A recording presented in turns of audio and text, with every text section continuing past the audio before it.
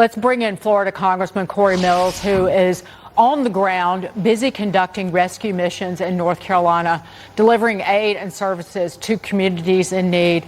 I'm emotional because I opened my phone, Cory, Congressman, and somebody posted just now on Facebook asking for a flyby near two falls on Elk River because a woman's house was caught on a bridge and they haven't been able to find her.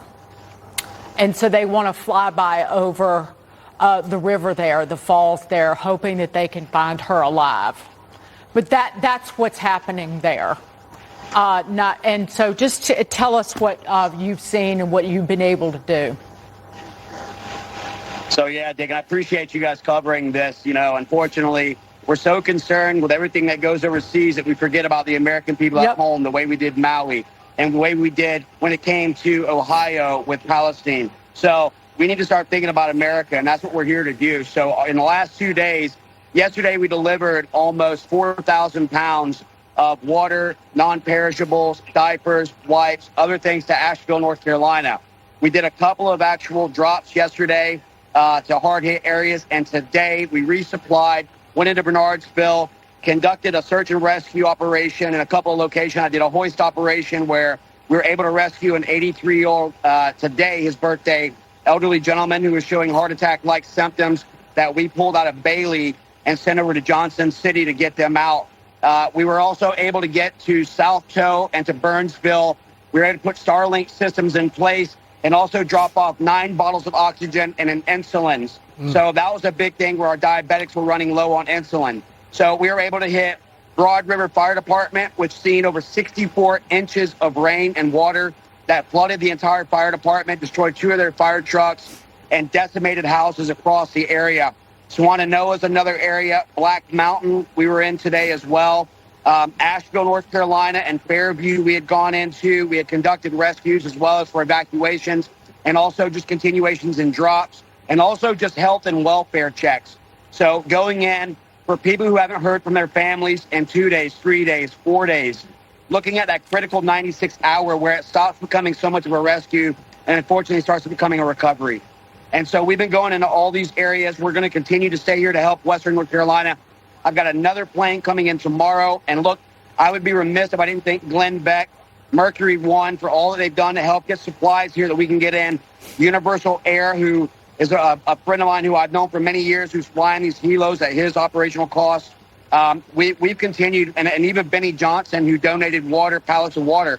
So This has been an American issue that Americans have come to, but where is FEMA and where is the federal government? And again, we need to step up and do what is necessary to help the people of Western North Carolina, not let them be forgotten like Maui and Palestine, Ohio. Well, Cory, that's a good point. I think what's happening right now is what America is built on, neighbors helping neighbors. We stand up. We don't rely on our government to step in and give us assistance. I don't know if you're going to come back here, Cory, but I want you to talk about, if you can, Cory, if you're still there, what kind of response have you seen from FEMA?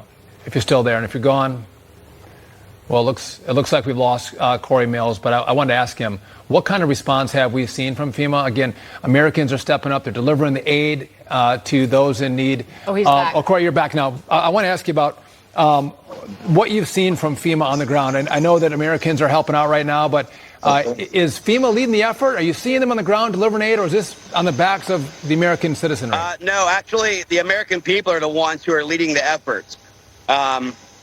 And so you can see now that there is a tremendous amount of people that's just stepped up. I've heard from others who said that they haven't heard or seen FEMA. And so that's become a bit of a problem. And some of the other areas, which has only got helicopter accessibility, rotary wing only, it makes it even more difficult. And again, I want to apologize for the background noise and everything. We just landed to refuel. We're going to try and go back up and go out.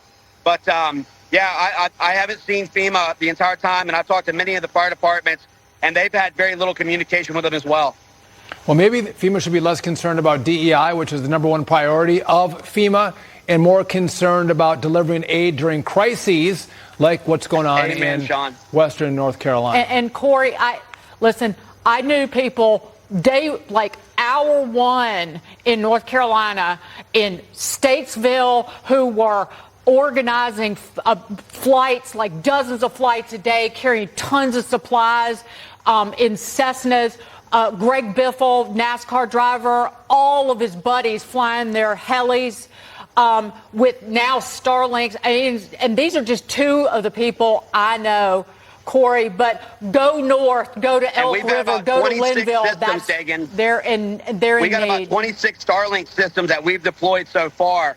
And again, I'm not, unfamiliar to this. Whether it was the rescues in 2021 after the Afghan botched withdrawal by the Biden administration, whether it was the 255 that I got out of Israel in 23, or the 28 that we got out, or 23 that we got out in Haiti only a few months ago. We're used to this pattern of abandonment. That's why we have to step up and make a change. Here. Cory Mills, Congressman, and maybe we could say badass. Thanks for being with us. I called you badass earlier, so there you go. Just copy and tagging here. Thanks, Cory. Thanks, Dagan. Thanks, John.